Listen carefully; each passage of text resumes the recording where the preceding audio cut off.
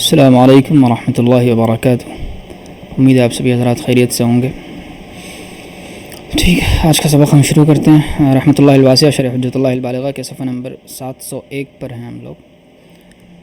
فتویٰ دینے کے لیے بھی معرفت دلیل ضروری ہے۔ احناف نے فقہائے متوسطین کی بھی 3 قسمیں کی ہیں: اصحاب تخریج جیسے جساس رازی رحمہ اللہ، اصحاب ترجیح جیسے قدوری اور صاحب ہدایہ، اور اصحاب تمیز جیسے متون معتبرہ کے مصنفین۔ شافعی کے یہاں یہ اقسام ثلاثہ نہیں ہیں۔ وہ ان تینوں قسموں کو مجتہدین فی الفتیہ یا متبحرین فی المذہب کہتے ہیں۔ احناف کے نزدیک بھی فتویٰ دینے کے لیے گناہ اجتہادی صلاحیت ضروری ہے، ورنہ وہ ناقابل فتاوی ہے، مفتی نہیں ہے۔ مفتی کے لیے معرفت دلیل ضروری ہے۔ شاہ صاحب فرماتے ہیں کہ کسی کے لیے بھی یہ بات مناسب نہیں کہ وہ فتویٰ دے مگر یہ کہ وہ مسائل شرعیہ میں علماء کے اقوال اور ان کے مذاہب کو جانتا ہو۔ پس اگر اس سے کوئی مسئلہ پوچھا جائے اور وہ جانتا ہو کہ جن علماء کا مذہب اختیار کیا جاتا ہے وہ مسئلے میں متفق ہیں، تو اس کے لیے جائز ہے کہ وہ کسی چیز کو جائز یا ناجائز کہے، اور اس کا قول محض نقل و حکایت کے طور پر ہوگا۔ اور اگر وہ مسئلہ ایسا ہو کہ اس میں علماء مذہب کا اختلاف ہے تو یہ کہنے میں کوئی حرج نہیں کہ یہ بات فلاں کے قول میں جائز ہے اور فلاں کے قول میں ناجائز، اور یہ بھی نقل و حکایت ہے۔ اور یہ مناسب نہیں کہ وہ کسی ایک قول کو اختیار کرے اور اس کے مطابق فتویٰ دے جب تک کہ اس قول کی دلیل کو نہ جانے۔ یعنی فتویٰ دینے کے لیے دلیل کی معرفت ضروری ہے۔ درج ذیل 6 حوالے اس کی تائید کرتے ہیں۔ پہلا حوالہ امام ابو یوسف اور امام ظفر وغیرہ سے مروی ہے، ان حضرات نے فرمایا کسی کے لیے بھی جائز نہیں کہ وہ ہمارے قول پر فتویٰ دے جب تک کہ وہ یہ نہ جان لے کہ ہم نے کس دلیل سے کہا ہے۔ دوسرا حوالہ امام ابو عصام بن یوسف بلخی رحمۃ اللہ علیہ، جو امام ابو یوسف رحمۃ اللہ علیہ کے خاص شاگرد ہیں، آپ سے کسی نے کہا کہ تم امام حنیفہ کی بہت مخالفت کیا کرتے ہو، اس کی کیا وجہ ہے؟ آپ نے جواب دیا کہ امام حنیفہ رحمۃ اللہ علیہ کو جو فہم دیا گیا تھا وہ ہمیں نہیں دیا گیا، انہوں نے اپنی خداداد فہم سے جو باتیں سمجھی ہیں وہ ہم نہیں سمجھ سکے، اس لیے ہمارے لیے گنجائش نہیں کہ ہم ان کے قول پر فتویٰ دیں جب تک کہ ہم خود اسے نہ سمجھ لیں۔ معلوم ہوا کہ کسی امام کے قول پر فتویٰ دینے کے لیے اس قول کی دلیل کے ساتھ معرفت ضروری ہے۔ تیسرا حوالہ امام محمد بن حسن رحمۃ اللہ علیہ سے دریافت کیا ہے کہ کسی آدمی کے لیے فتویٰ دینا کب جائز ہے؟ آپ نے جواب دیا جب اس کی غلطی کے مقابلے میں ثواب زیادہ ہو اور خطا و ثواب کی معرفت ادلہ کی معرفت پر مبنی ہے۔ چوتھا حوالہ ابو بکر محمد بن احمد الاشکاف موچی بلخی رحمۃ اللہ علیہ سے، جو 3 واسطوں سے امام اعظم کے شاگرد ہیں، روایت کرتے ہیں کسی آپ سے پوچھا کہ کسی شہر میں ایک ایسا عالم موجود ہے کہ اس سے بڑا عالم وہاں کوئی موجود نہیں، تو کیا اس کے لیے گنجائش ہے کہ وہ فتویٰ دینے سے گریز کرے؟ آپ نے جواب دیا اگر وہ صاحب اجتہاد ہے تو اس کے لیے گنجائش نہیں ہے کہ وہ فتویٰ دینے سے گریز کرے۔ معلوم ہوا کہ فتویٰ دینے کے لیے اجتہادی صلاحیت ضروری ہے اور وہ تتبع دلائل کے ذریعے ہی حاصل ہو سکتی ہے۔ پھر دریافت کیا گیا کہ آدمی صاحب اجتہاد کیوں کر ہوتا ہے؟ آپ نے جواب دیا کہ وہ مسائل کی وجوہات کا علم رکھتا ہو اور اپنے ہم عصر علماء کے ساتھ جبکہ وہ اس کے خلاف جائیں بحث و مناظرہ کر سکتا ہو۔ پانچواں حوالہ اور فتاویٰ سراجیہ میں ہے، کہا گیا ہے کہ اجتہاد کی معمولی شرط یہ ہے کہ امام محمد کی مبسوط کا حافظ ہو۔ چھٹا حوالہ اور البحر الرائق میں ہے، فقیہ ابو اللہ سمرقندی رحمۃ اللہ علیہ کہتے ہیں کہ ابو النصر بن محمد سلام بلخی رحمۃ اللہ علیہ کے پاس ایک مسئلہ آیا، ان سے کہا گیا کہ آپ کے پاس یہ 4 کتابیں ہیں: ابو بکر ابراہیم بن رستم مروزی تلمید امام محمد رحمۃ اللہ علیہ کی کتاب النوارد، امام احمد بن عمر خصاف جو 2 واسطوں سے امام اعظم کے شاگرد ہیں، ان کی تصنیف کتاب ادب القاضی، امام حسن بن زیاد لولو کی کتاب المجرد، ہشام بن عبداللہ رازی کی کتاب النوادر۔ آپ کیا فرماتے ہیں؟ خدا آپ پر مہربانی فرمائے، ان کتابوں سے فتویٰ دینا ہمارے لیے جائز ہے اور کیا یہ کتابیں آپ کے نزدیک پسندیدہ ہیں؟ ابو نصر رحمۃ اللہ علیہ نے جواب دیا ہمارے اکابر سے جو چیز ثابت ہے وہ محبوب، مرغوب اور پسندیدہ ہے، رہا ان سے فتویٰ دینا تو میرا خیال یہ ہے کہ آدمی جس چیز کو سمجھتا نہ ہو اس سے فتویٰ نہ دینا چاہیے، وہ لوگوں کا بار نہ اٹھائے، البتہ اگر مسائل ایسے ہوں جو ہمارے اصحاب سے مشہور ہو چکے ہیں اور خوب ظاہر اور واضح ہو چکے ہیں اور اچھی طرح روشنی میں آ چکے ہوں تو آدمی کے لیے گنجائش ہے کہ ان پر حوادث الفتاویٰ میں اعتماد کرے۔ عام آدمی کے لیے راہ عمل یہ ہے کہ وہ معتمد مفتی کے فتوے پر عمل کرے۔ وہ عام آدمی جو کتاب و سنت اور دلائل شریعہ سے واقف نہیں ہے، اس کے لیے راہ عمل یہ کہ وہ کسی معتمد اور مستند عالم دین سے مسئلہ معلوم کر کے اس پر عمل کرے، یہی اس کے حق میں دلائل کا تتبع ہے اور وہ اسی طرح شریعت پر عمل پیرا قرار دیا جائے گا۔ یاد رہے کہ عام علماء بھی عامی کے حکم میں ہیں۔ البحر الرائق میں 2 جگہ اس کی صراحت ہے کہ عامی کا مذہب اس کے مفتی کا فتویٰ ہے۔ پہلی جگہ علامہ ابن نجم مصری زین العابدین بن ابراہیم رحمۃ اللہ علیہ نے البحر الرائق کی کتاب الصوم فصل فی العوارض کے آخر میں 3 مسائل لکھ کر ان کے آخر میں صراحت کی ہے کہ عامی کا مذہب اس کے مفتی کا فتویٰ ہے۔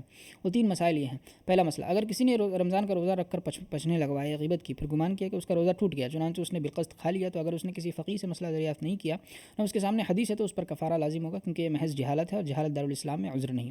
اور اگر اس نے کسی مفتی سے مسئلہ پوچھا تھا اور اس نے فتویٰ دیا کہ روزہ ٹوٹ گیا اس لیے اس نے کھا لیا، تو اس پر کفارہ واجب نہیں، کیونکہ عامی پر اس عالم کی تقلید واجب ہے جس کے فتویٰ پر وہ اعتماد کرتا ہے، بس اس کے حق میں اس مفتی کا فتویٰ عذر ہے اگرچہ اس مفتی نے فتویٰ میں غلطی کی ہو۔ اسی طرح اگر اس نے کسی عالم سے مسئلہ تو نہیں پوچھا مگر اس کے سامنے حدیث ہے کہ پچنا لگوانے والے کا اور جس کے پچنے لگایا دونوں کا روزہ ٹوٹ گیا، اور غیبت روزے دار کا روزہ توڑ دیتی ہے، وہ نہیں جانتا کہ پہلے حدیث منسوخ ہے۔ بخاری شریف میں روایت ہے کہ صلی اللہ علیہ وسلم نے روزے کی حالت میں پچنے لگوائے اور وہ دوسری حدیث کا صحیح مطلب نہیں جانتا، اس کا مطلب یہ ہے کہ غیبت سے روزے میں کراہیت پیدا ہوتی ہے اور حدیث میں ناقص کو کالعدم فرض کر کے کلام کیا گیا، اور یہ دونوں باتیں وہ شخص نہیں جانتا، بس ظاہر حدیث سے اس نے گمان کیا کہ اس کا روزہ ٹوٹ گیا اس لیے اس نے عمدن کھا لیا۔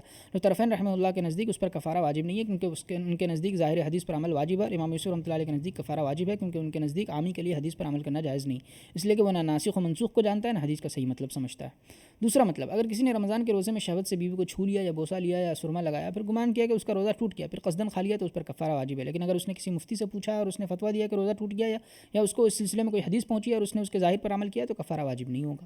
تیسرا مسئلہ، ایک شخص نے رمضان میں رات سے روزے کی نیت نہیں کی تھی۔ ائمہ ثلاثہ کے نزدیک رات سے نیت کرنا ضروری ہے۔ دن شروع ہونے کے بعد زوال سے پہلے اس نے نیت کر لی، حناف کے نزدیک یہ درست ہے۔ پھر اس نے گمان کیا کہ چونکہ رات سے نیت نہیں کی تھی اس لیے اس کا روزہ نہیں ہوا، اس لیے اس نے روزہ توڑ دیا، تو امام اعظم رحمۃ اللہ علیہ کے نزدیک کفارہ واجب نہیں۔ ائمہ ثلاثہ کے اختلاف کی وجہ سے شبہ پیدا ہو گیا، اور صاحبین کے نزدیک کفارہ واجب ہے۔ محیط میں مسئلہ اسی طرح ہے۔ اس کے بعد صاحب بحر لکھتے ہیں کہ ان تینوں مسائل سے یہ بات معلوم ہوئی کہ عامی کا مذہب اس کے مفتی کا فتویٰ ہے۔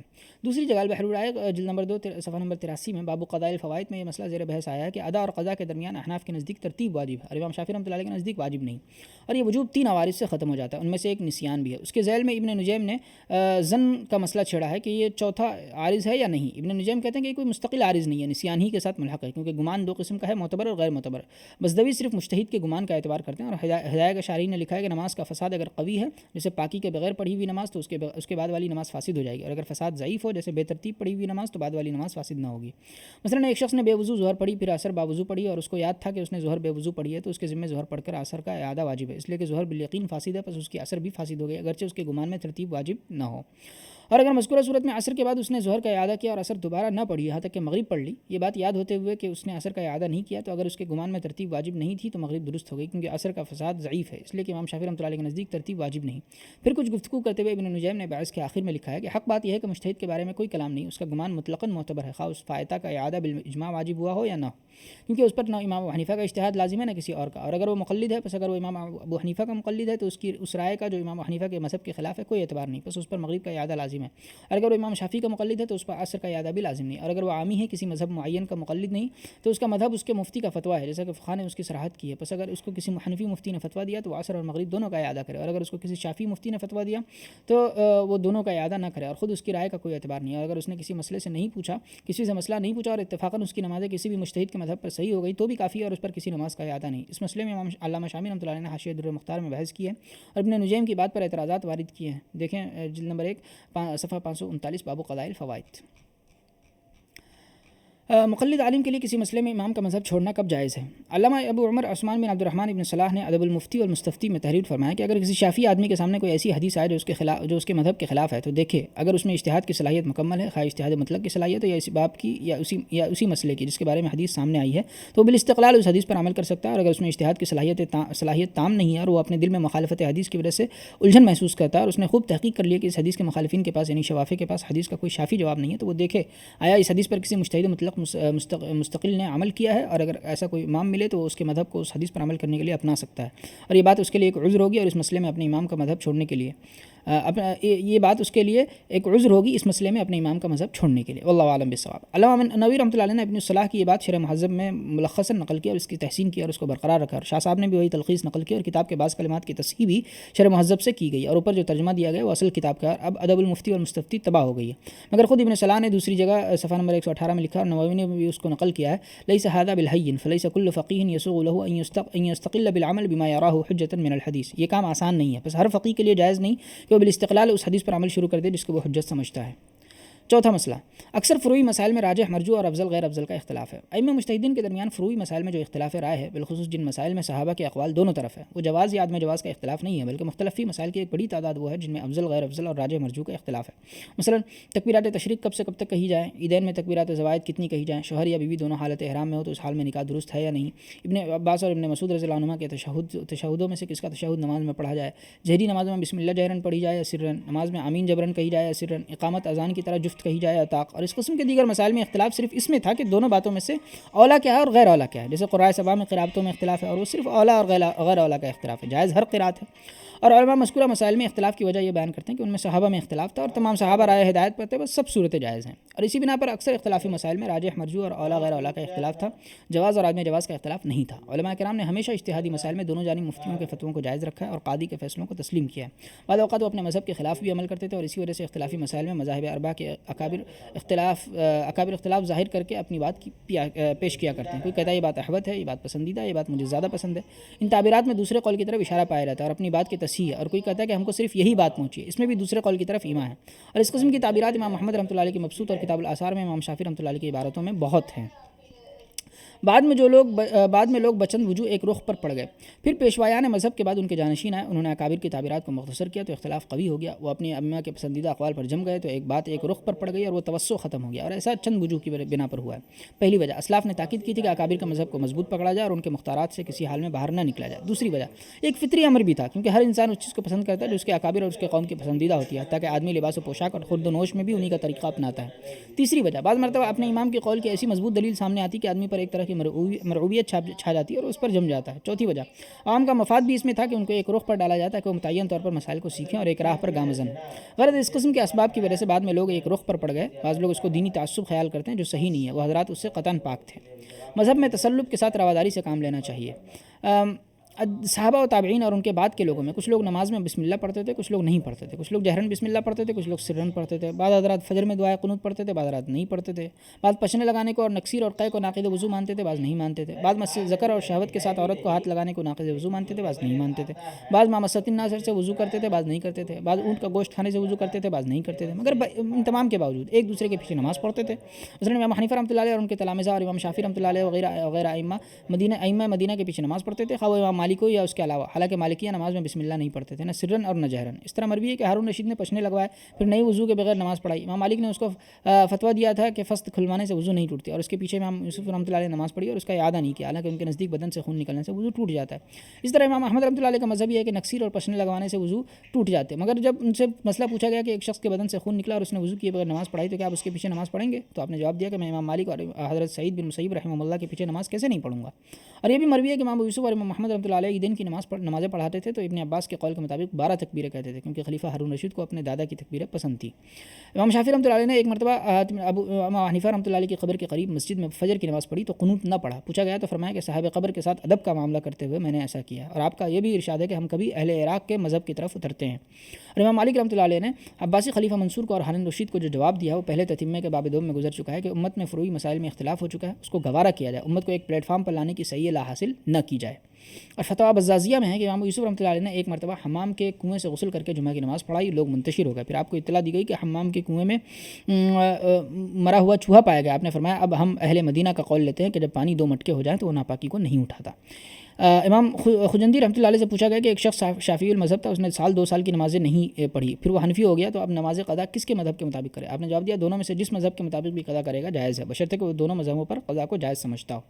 جامع الفتاوی میں کہ اگر کسی حنفی نے تعلیق کی کہ اگر میں فلاں عورت سے نکاح کروں تو اس کو 3 طلاق, پھر اس نے شافعی مفتی سے مسئلہ پوچھا, اس نے جواب دیا کہ اگر وہ اس عورت سے نکاح کرے گا تو طلاق نہ ہوگی اور اس کی تعلیق باطل ہے, تو اس مسئلے میں اس شافعی مفتی کی پیروی کرنے میں کوئی حرج نہیں, کیونکہ بہت سے صحابہ امام شافعی رحمۃ اللہ علیہ کی جانب بھی ہیں. مگر ترمذی شریف میں ابن مبارک کا قول نقل کیا گیا سئل عن رجل حلف بالطلاق الا يتزوج ثم بدا له ان يتزوج هل له رخصة ان ياخذ بقول الفقهاء الذين رخصوا في هذا؟ فقال ابن المبارك ان كان يرى هذا القول حقا من قبل ان يبتلى بهذه المسألة فله ان ياخذ بقولهم, فاما من لم يرضى بهذا فلما ابتلي احب ان ياخذ بقولهم فلا ارى له ذلك.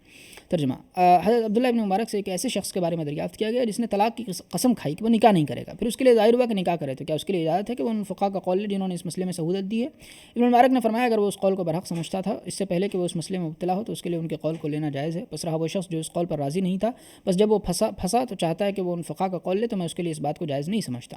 امام محمد رحمۃ اللہ علیہ کے امالی میں ہے کہ ایک فقیہ نے اپنی بیوی سے کہا تجھے طلاق البتہ ہے, اور وہ فقیہ اس کو 3 طلاقیں سمجھتا, مگر قاضی نے اس کے خلاف فیصلہ کیا کہ 1 طلاق رجعی ہوئی تو اس کے لیے اس عورت کے ساتھ رہنے کی گنجائش ہے. اور یہی حکم ہر اس مسئلے کا ہے جس میں فقہاء نے اختلاف کیا ہو, خواہ وہ تحریم و تحلیل کے قبیل سے ہو یا غلام آزاد کرنے یا مال لینے کے قبیل سے ہو یا اس کے علاوہ کوئی مسئلہ ہو.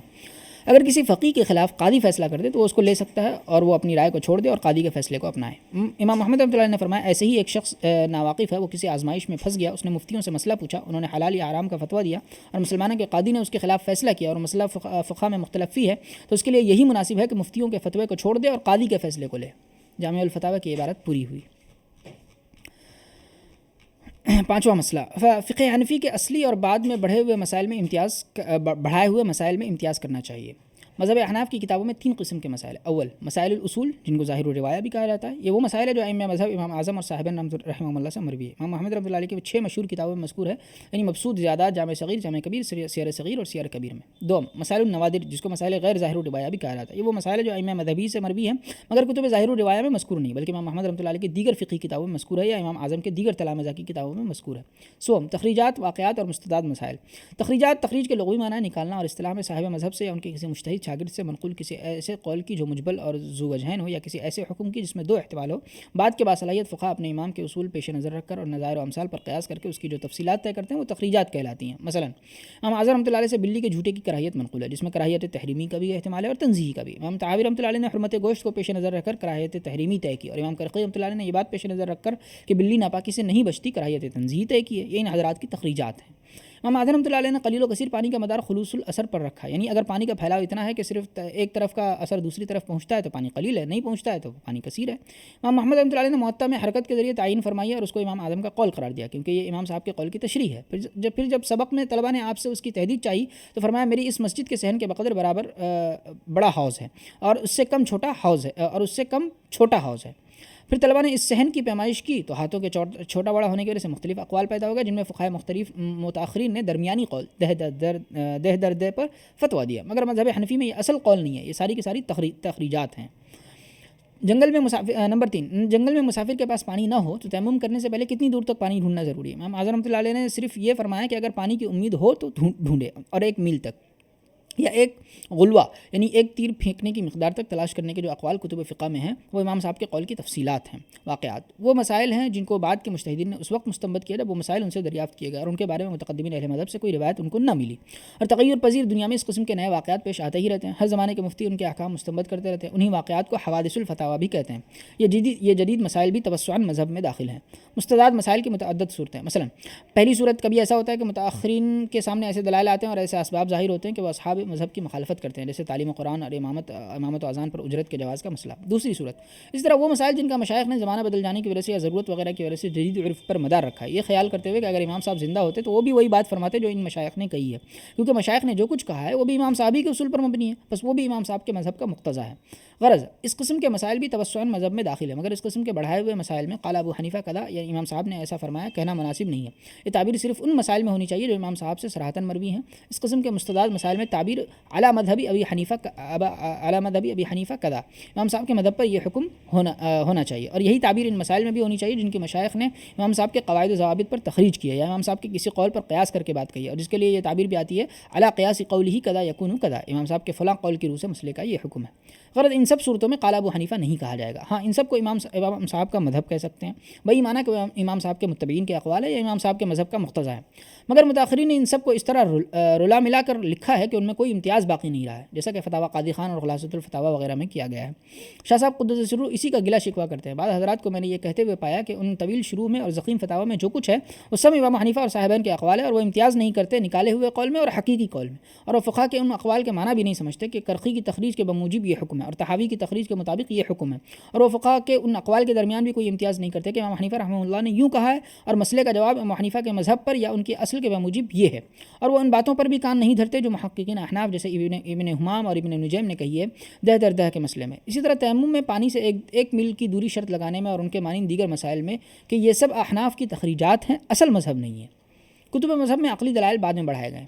کتب مذہب میں اولاً صرف مسائل درج کیے گئے تھے، دلائل بہت کم تھے، وہ بھی صرف نقلی تھے، عقلی دلائل سے تعرض نہیں کیا گیا تھا، مگر بعد میں سرخسی رحمۃ اللہ علیہ کے مبسوط میں، ہدایہ میں اور ذیلعی کی کنز کی شرح تبیین الحقائق میں دلائل نقلیہ اور ساتھی دلائل عقلیہ بھی بیان کیے گئے، اور اختلافی مسائل میں دیگر مکاتب فکر کے ساتھ رد و قد کی گئی اور مناظرانہ نوک جھوک روا رکھی گئی۔ اب کچھ لوگ یہ خیال کرتے ہیں کہ مذہب حنفی کا مدار انہی مناظرانہ باتوں پر ہے، حالانکہ یہ باتیں اولاً کتب میں مذہب میں ان معتزلہ نے بڑھائی تھی جو مسلکاً حنفی تھے اور ان پر مذہب کی بنا نہیں تھی، پھر ان باتوں کو اس بنا پر پسند کیا گیا کہ ان سے تشہید اذہان ہوتی ہے اور مذہب کو تقویت ملتی ہے، اللہ عالم بالصواب، اور اس قسم کے تمام شکوک و شبہات ان باتوں سے حل ہو جاتے ہیں جو ہم نے تتمہ کے ابواب میں ذکر کی ہیں۔ چھٹا مسئلہ، احناف کے 7 اصول جو منصوص نہیں ہیں۔ اصول فقہ والوں نے امام حنیفہ اور امام شافعی رحمۃ اللہ علیہ کے درمیان اختلافی مسائل کی چند بنیادیں تجویز کی ہیں، وہ ائمہ کے کلام سے مستخرج ہے، منصوص نہیں ہے۔ یہ اصول فخر الاسلام علی بن محمد بزدوی رحمۃ اللہ علیہ کی کتاب کنز الوصول میں مذکور ہے۔ یہ کتاب اصول بزدوی کے نام سے معروف ہے۔ اب کچھ حضرات کا خیال ہے کہ یہی اصول باعث اختلاف ہے، حالانکہ حق بات یہ ہے کہ ان میں سے بیشتر اصول ائمہ کے کلام سے مستنبط کیے ہوئے ہیں۔ کسی صحیح روایت سے امام اعظم اور صاحبین سے یہ اصول ثابت نہیں ہے۔ وہ اصول درج ذیل ہیں۔ پہلی اصل، خاص واضح ہوتا ہے، اس کو بیان کی حاجت نہیں ہے۔ خاص ہر وہ لفظ ہے جو کسی ایسے معلوم معنی کے لیے وضع کیا گیا جو دوسرے معنی سے بالکل علیحدہ ہو، جیسے انسان، آدمی اور زید خاص الفاظ ہے، اور خاص اپنے مدلول کو بالیقین اپنے جلو میں لیے ہوئے ہوتا ہے۔ ولا يحتمل البیان لکونہ بینا، اور خاص میں بیان تفسیر کی گنجائش نہیں ہوتی کیونکہ وہ بذات خود واضح ہوتا ہے، مجمل نہیں ہوتا کہ اس کی تفسیر کرنی پڑے۔ دوسری اصل، زیادتی نسخ ہے، یعنی کتاب اللہ پر حدیث سے زیادتی کرنا بحکم نسخ ہے، اور نسخ دلیل ظنی سے نہیں ہو سکتا، ٹھیک ہے۔ اس کے لیے قرآن ہی کی طرح دلیل قطعی ضروری ہے۔ اچھا، تیسری اصل، عام قطعی ہے خاص کی طرح، یعنی عام غیر مخصوص منہ البعض احناف کے نزدیک خاص کی طرح دلیل قطعی ہے، اور وہ اپنے مشمول میں یقینی یہ حکم ثابت کرتا ہے، بس عام سے بھی خاص کا نسخ ہو سکتا ہے۔ اور امام شافعی رحمۃ اللہ علیہ کے نزدیک عام دلیل ظنی ہے، کیونکہ ہر عام میں تخصیص کا احتمال رہتا ہے، بس وہ خبر واحد کی طرح ظنی ہے، اس پر عمل ضروری ہے، عقیدہ رکھنا ضروری نہیں۔ چوتھی اصل، کثرت روات سے ترجیح نہیں ہوتی، یعنی جس طرح ادلہ کی بہتات وجہ ترجیح نہیں ہوتی، کسی حدیث کے روات کی کثرت بھی وجہ ترجیح نہیں ہوتی، البتہ اگر روات کی تعداد شہرت یا تواتر کے درجے تک پہنچ جائے تو دوسری بات ہے۔ پانچویں اصل، حدیث کا راوی اگر فقیہ نہ ہو اور اس کی روایت کسی طرح بھی قیاس کے دائرے میں نہ آتی ہو تو اس پر عمل کرنا واجب نہیں، جیسے شات مسرات کی حدیث۔ یہ اصول فقہ کا کوئی ضابطہ نہیں ہے، بعض حضرات نے یہ بات قاضی عیسیٰ بن ابان رحمہ اللہ کی طرف منسوب کی ہے۔ چھٹی اصل، مفہوم شرط اور مفہوم وصف کا مطلق اعتبار نہیں، یعنی اگر کوئی حکم کسی شرط پر معلق کیا گیا ہو یا کسی ایسی چیز کی طرف منسوب کیا گیا جو کسی خاص صفت کے ساتھ متصف ہو، تو جہاں شرط و وصف نہیں ہوں گے امام شافعی رحمۃ اللہ علیہ کے نزدیک حکم منتفی ہوگا۔ احناف کے نزدیک استدلال کا یہ طریقہ فاسد ہے، یہ بحث اصول فقہ کی کتابوں میں وجوہ فاسدہ کی فصل میں۔ ساتویں اصل، امر کا حکم قطعی طور پر وجوب ہے، یعنی امر عاجل معروف کے صیغے سے قرآن و حدیث میں جو بھی حکم آیا اس کا اصل حکم وجوب ہے۔ استحباب اور اباحت وغیرہ معنی جہاں مراد ہیں وہ قرائن کی وجہ سے ہیں۔ امام شافعی رحمۃ اللہ علیہ کے نزدیک یک امر متعدد معنی کے لیے اور کسی بھی معنی کی تعین کے لیے دلیل کی حالت ہے۔ احناف کے نزدیک وجوب مراد لینے کے لیے دلیل کی ضرورت نہیں ہے، باقی معنی کے لیے دلیل ضروری ہے۔ شاہ صاحب فرماتے ہیں کہ میرے نزدیک مذکورہ اصول اور اس قسم کے دیگر اصول ائمہ مذہب امام اعظم اور صاحبین کے کلام سے مستخرج ہیں، منصوص نہیں، اور ان اصولوں کی مخالفت اور استنباطات میں متقدمین کے طرز عمل سے جو اعتراضات ان اصولوں پر وارد ہوتے ہیں ان کی جواب دہی کے لیے تکلف کرنا ان کے بالمقابل اصولوں کی محافظت اور ان پر وارد ہونے والے اعتراضات کی جواب دہی کی فکر کرنے سے زیادہ مستحق نہیں ہے۔ یعنی اگر امام شافعی رحمۃ اللہ علیہ کے اصول جو احناف کے اصول کے برخلاف ہیں قابل اعتراض ہیں تو احناف کے یہ اصول بھی اعتراضات سے محفوظ نہیں ہیں۔ ان اصولوں میں کوئی سرخاب کا پر نہیں لگ رہا کہ ان پر وارد ہونے والے اعتراضات کے بتکلف جواب دے کر ان کی نگہداشت کی جائے اور ان کے مقابل اصولوں کو نظر انداز کر دیا جائے۔ احناف کے ان اصولوں پر کیا اعتراض وارد ہوتے ہیں اس کا تذکرہ آگے آئے گا۔ چلیے ٹھیک ہے، آج ہم یہیں تک کرانے دیتے ہیں، اس کے بعد ہم چلتے ہیں اگلی کتاب کی طرف۔ کاروباری تنظیموں کی اقسام، یہ جو ہے یہ چل رہی ہے، چلیے 5.6.3 بزنس اسٹڈیز کے صفحہ نمبر 181 پر ہیں ہم لوگ۔ کوآپریٹو سوسائٹی کی خوبیاں۔ کوآپریٹو سوسائٹی کاروباری تنظیم کی ایک ایسی شکل ہے جو اپنے خود کے منافع کو بیشترین بنانے کی نسبت اپنے ممبروں کو سب سے زیادہ اہمیت دیتی ہے۔ اس کی خصوصیات اور مختلف اقسام کے مطالعے کے بعد ہم کاروباری تنظیم کی خوبیوں کے بارے میں مطالعہ کر سکتے ہیں۔ آسان تشکیل، کوئی 10 بالغ ممبران رضاکارانہ طور پر ایک ایسوسی ایشن کی تشکیل دے سکتے ہیں اور رجسٹرارڈ کوآپریٹو سوسائٹیوں کے یہاں ان کا رجسٹریشن کرا سکتے ہیں۔ رجسٹریشن بہت آسان ہے اور اس میں بہت زیادہ قانونی ضوابط کی ضرورت نہیں پڑتی۔ محدود واجبات، کوآپریٹو سوسائٹیوں کے ممبروں کی ذمہ داریاں اور ان کے سرمایہ اشتراک کے لحاظ سے محدود ہوتی ہیں، وہ سوسائٹی کے قرض کے لیے ذاتی طور پر ذمہ دار نہیں ہے۔ کھلی ممبرشپ، کوئی بھی اہل ہم خیال شخص کو آپریٹو سوسائٹی میں جب وہ چاہے شامل ہو سکتا ہے، ذات، نسل، جنس، رنگ کی بنیاد پر کوئی پابندی نہیں ہے، اس میں شامل ہونے اور نکلنے کا وقت بھی عموماً کھلا رکھا جاتا ہے۔ ریاستی مدد، ملک کی ترقی کی ضرورت کمزور طبقات کی معاشی حیثیت میں اضافے کی ضرورت کو ناگزیر بنا دیتی ہے، لہذا کوآپریٹو سوسائٹیاں ہمیشہ ریاست اور مرکزی حکومت سے بھی قرض، عطیات، مراعات وغیرہ کی شکل میں مدد حاصل کرتی رہتی ہے۔ مستحکم مدت کار، کوآپریٹو سوسائٹی دائمی تواتر کا فائدہ اٹھاتی ہے، کسی ممبر کی موت، استعفا، دیوالیہ پن کا اثر اس کی علیحدہ قانونی ہستی کے سبب اس کے وجود پر نہیں پڑتا۔ ٹیکس میں رعایت، کوآپریٹو سوسائٹیوں کی تشکیل میں لوگوں کی حوصلہ افزائی کے لیے حکومت عام طور پر ٹیکس میں رعایت اور معافی فراہم کرتی ہے جو وقتاً فوقتاً بدلتی رہتی ہے۔ جمہوری مینجمنٹ، کوآپریٹو سوسائٹیوں کا انتظام و انصرام مینیجنگ کمیٹی کے ذریعے کیا جاتا ہے جس کا انتخاب ممبروں کے ذریعے قائم کیے گئے حدود کے اندر اپنے خود کے اصول و ضوابط کے تحت سے ہوتا ہے۔ 5.6.4 کوآپریٹیو سوسائٹی کے حدود. اگرچہ کوآپریٹیو سوسائٹی کی تشکیل کا بنیادی مقصد اس کے ممبروں کے درمیان باہمی مدد اور تعاون کے نظام کو فروغ دینا ہے، تاہم تعاون کا جذبہ زیادہ عرصے تک نہیں قائم رہ پاتا. کوآپریٹیو سوسائٹی عام طور پر درج ذیل حدود کا سامنا کرتی ہے. محدود سرمایہ. زیادہ تر کوآپریٹیو سوسائٹیوں کو سرمایہ کی کمی کا سامنا کرنا پڑتا ہے، چونکہ سوسائٹی کے ممبران ایک محدود علاقے یا طبقے سے آتے ہیں اور ان کے پاس عموماً محدود ذرائع ہوتے ہیں. یہ ممکن نہیں ہے کہ ان سے زیادہ سرمایہ اکٹھا کیا جائے. مزید ہے کہ حکومت کی مدد اکثر ان کے لیے ناکافی رہتی ہے. انتظامی مہارت کی کمی. کوآپریٹیو سوسائٹی کی مینیجنگ کمیٹی انتظامی مہارت کی کمی کے سبب سوسائٹی کا مؤثر اور کارگر بندوبست کرنے میں ہمیشہ اہل نہیں ہو پاتی. فنڈ کی کمی کے سبب بھی وہ پیشہ ورانہ مینجمنٹ سے فوائد حاصل کرنے کے اہل نہیں ہو پاتی. ترغیب کی کمی. سرمایہ کاری پر حاصل کی شرح چونکہ کم ہوتی ہے، لہذا ممبران میں ہمیشہ سوسائٹی کے معاملات میں شامل ہونے کا جذبہ نہیں پایا جاتا. دلچسپی کی کمی. ایک بار جب کاروبار کے شروع کرنے اور چلانے کا جوش و حوصلہ ختم ہو جاتا ہے تو ممبروں کے درمیان عدم دلچسپی اور گروہ بندی ہو جاتی ہے. اس سے کوآپریٹیو بے جان اور غیر فعال سی بن جاتی ہے. بدعنوانی. کوآپریٹیو سوسائٹی سے متعلق حکومت کے ضوابط اور وقتاً فوقتاً جانچ پڑتال کے اہتمام کے باوجود مینجمنٹ میں بدعنوانی کو پوری طرح نظر انداز نہیں کیا جا سکتا. 5.6.5 کوآپریٹیو سوسائٹی کی موزونیت. آپ نے پڑھا کہ کاروباری تنظیم کوآپریٹیو سوسائٹی افراد کی رضاکارانہ ایسوسی ایشن ہے جو مالی طور پر مضبوط نہیں ہوتے اور کاروبار کو انفرادی طور پر اپنے سہارے شروع کرنے اور چلانے کے اہل نہیں ہو پاتے. لہذا مشترک مسئلے کو حل کرنے اور مشترکہ ضرورتوں کو پورا کرنے کے لیے کاروباری تنظیم کی یہ قسم زیادہ موزوں ہے. اس طرح لوگ صرفی اشیاء کو حاصل کرنے، رہائشی مکانات کی تعمیر، اشیاء کی مارکیٹنگ، قرض اور پیشگی رقوم فراہم کرنے وغیرہ کے لیے باہمی تعاون کرتے ہیں. کاروباری تنظیم کی شکل عام طور پر چھوٹے اور اوسط درجے کے کاروباری عمل کے لیے موزوں ہے. چلیے، سارے سوالات ہیں، ان کا جوابات آپ لوگ دیکھ لیجیے گا. 5.7 آپ نے کیا سیکھا؟ ملکیت اور مینجمنٹ کی بنیاد پر کاروباری تنظیم کی مختلف شکلیں ہوتی ہیں جو یہ ہیں: تنہا ملکیت، شراکت داری، مشترک ہندو فیملی، کوآپریٹیو سوسائٹی اور جوائنٹ اسٹاک کمپنی. تنہا ملکیت سے مراد کاروباری تنظیم کی وہ قسم ہے جس میں ایک اکیلا فرد مالک ہوتا ہے، وہی کاروبار کا بندوبست کرتا ہے، وہی منافع لیتا ہے، نقصان اٹھاتا ہے. کاروباری تنظیم کی اس شکل کی خوبیوں میں شامل ہے: تشکیل دینا، ختم کرنا آسان، جلد فیصلہ اور فوری کارروائی، راست تحریک، کام میں لچک. کاروباری شخص خود ہر ایک سے ذاتی رابطہ قائم کر سکتا ہے، کاروبار کے ہر معاملے کو دیکھ سکتا ہے، جس سے کاروبار کی رازداری برقرار رکھنے میں وہ اہل ہوتا ہے. ان ساری خوبیوں کے باوجود اس قسم میں محدود وسائل، تسلسل میں کمی، مالک کے غیر محدود واجبات، محدود انتظامی مہارت وغیرہ جیسی حدود کا سامنا کرنا پڑتا ہے. بڑے پیمانے پر کام کے لیے یہ قسم موزوں نہیں. شراکت داری کاروباری تنظیم کی وہ شکل ہے جس میں دو یا دو سے زیادہ اہل افراد کاروبار کے نفع اور نقصان میں ساجھیداری کے معاہدے میں داخل ہونے کے بعد کسی قانونی کاروبار کو انجام دینے میں باہم تعاون کرتے ہیں. شراکت داری فرم کی تشکیل آسان ہے اور اس کے عمل میں بھی لچک ہے.